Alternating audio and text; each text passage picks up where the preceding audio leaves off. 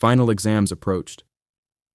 He could walk again, carefully with one leg still unreliable, and since departure was imminent, he submitted no postponement request. The lecture hall was built with more stairs than were strictly necessary. He took a seat in the front row and waited. Lin Kainiao arrived shortly after with Zhu Yanshu in tow. The moment Zhu Yanshu spotted him, a look of theatrical suffering crossed her face. Her leg, she announced, was aching. She needed the front row. She couldn't possibly manage the stairs. Lin Kainiao guided her to the seat beside him and took the one along the wall herself. The exam began.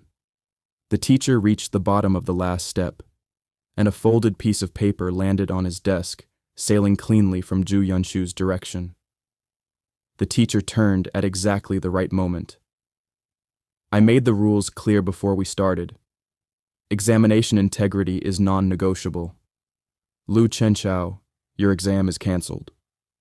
He stood immediately. I'm requesting the CCTV footage be reviewed. The building lost power this morning. The cameras were offline. From beside him, Zhu Yanshu's expression shifted from calculated shock to quiet triumph. The teacher, visibly reluctant to penalize someone on incomplete evidence, turned to the one witness in the room whose word carried absolute weight. The Qingda teaching building had been funded by the Lin family. Lin Kainiao's integrity was institutional legend. Whatever she said, it would stand. She sat with her hands folded, looked at him for a moment, then spoke with unhurried calm. The one who cheated is not Zhu Yanshu. The room's conclusion was immediate. The teacher's tone hardened, the accusation calcified. He stood rooted to the spot, the logic of the moment running through him like cold water. He had called her name. He had believed, even now, even after everything, that when it genuinely mattered, she would choose truth. He had been wrong. He looked at her for a long moment, then walked out. She caught up to him in the corridor. Lu Chenchao, wait! She stepped into his path. Her composure for once was showing hairline fractures at the edges. I know Yanshu overstepped, but she's fragile. She can't handle public criticism. I didn't want this to... Not one apology, he said. Not a single word for what just happened to me. Just explanations for her. The exam credits can be recovered. I'll make it right, I promise. Whatever you need, I'll fix it. Fix it? He repeated the phrase slowly, as though hearing it for the first time. You don't even like me. So what does fixing it look like, exactly? Something shifted in her face. The fractures deepened. Who said I don't like you? The words escaped before she caught them. She blinked, recalibrated, pressed forward. On your 100th proposal day, I'll give everything back to you, I promise. Just give me until then. She was asking him to wait 3 more days. She was, in the most careful and indirect language available to her, telling him that she planned to say yes. He took her hand gently off his arm and returned it to her side. Keep tearing the pages, he said, and wait for the last one. He went home and sold the apartment that afternoon. The contract was signed by evening. The agent recorded the move-out date, gathered her notes, and headed for the elevator. As the doors slid open, Lin Kainiao stepped out carrying 2 bags, nearly walking into the agent directly. Good morning, she said, composed and polite. The elevator descended. Lin Kainiao turned to him and held out one of the bags. I bought too much. I won't get through all of it. Dried fruit, in case you want some. He recognized the shop label. East Side. 2 hours away. A queue that regularly stretched 60 minutes. She had made a 4-hour round trip to buy his specific favorite, and was now presenting it as something she'd picked up accidentally. He took the bag without a word. Inside his apartment, he set it on the counter, looked at it for a moment, and dropped it cleanly into the bin. 2 days before departure, he visited a print shop and spent a small fortune on 10,000 cards, each one the size of a few fingers, each one carrying a single sentence.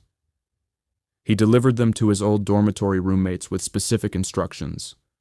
Roof of the main building, 9 a.m. on the 3rd, release them over the central square. His roommates already knew the shape of the story. They gathered around him with varying degrees of concern. Chonchu, she's already put you through enough. Why are you still doing this to yourself? She doesn't deserve anything else from you. Let it end. He looked at each of them in turn, genuinely moved. I know exactly what I'm doing, he said. Just scatter the cards. I've already arranged a cleaning crew for afterward, and I have no intention of proposing. Confused silence. Then what does the card say? He thanked them, picked up his bag, and left. After he was gone, one of his roommates opened the box and pulled out a single card. Luchanju should never love Lin Kainiao again. The day before he left, he returned to campus, completed every administrative formality on his departure checklist, and came home to pack. 6 months of living in this apartment, and most of what he owned had been acquired with her in mind. The scarf he had spent half a month knitting.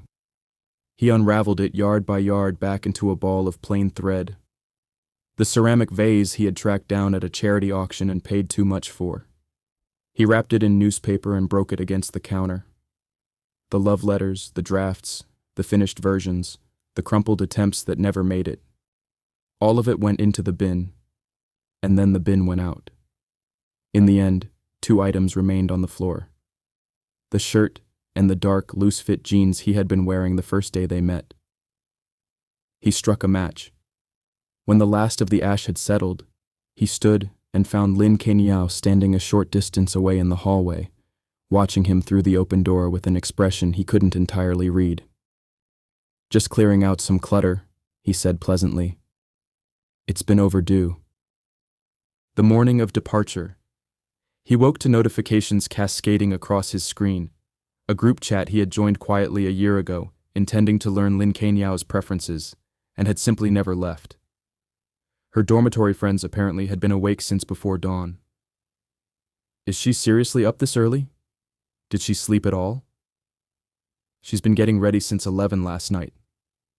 She's genuinely nervous. Is she actually going to say yes this time? He scrolled further. Lin Kainiao had posted in the chat herself, a long message, photographs of 2 dresses sent for comparison, a flurry of follow-up questions about lighting and shoes. And then, buried in the middle of it, a single sentence that had apparently sent the group into collective chaos. I like him very much. There is no one else I want. He read the line twice. Then he set his phone down and stared at the ceiling. She liked him. That was the conclusion. She liked him. And so she had rejected him 99 times in public and made a spectacle of every attempt. She liked him. And had spent 2 years engineering jealousy, manufacturing indifference, and constructing an entire emotional obstacle course for the entertainment of watching him navigate it. She liked him, and had stood in an exam room and lied to a teacher's face while watching him absorb the consequences. If this was what her love looked like, he wanted no part of the shape it had taken.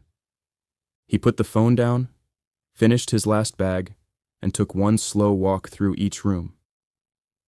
Then he opened his contacts, found every account and number belonging to Lin Kainiao, and blocked them one by one. When the last one disappeared from the screen, the apartment felt lighter.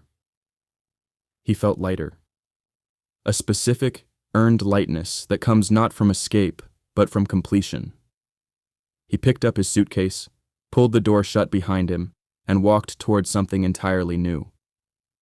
At the central square, 8:57 a.m., the crowd was already larger than anyone had predicted.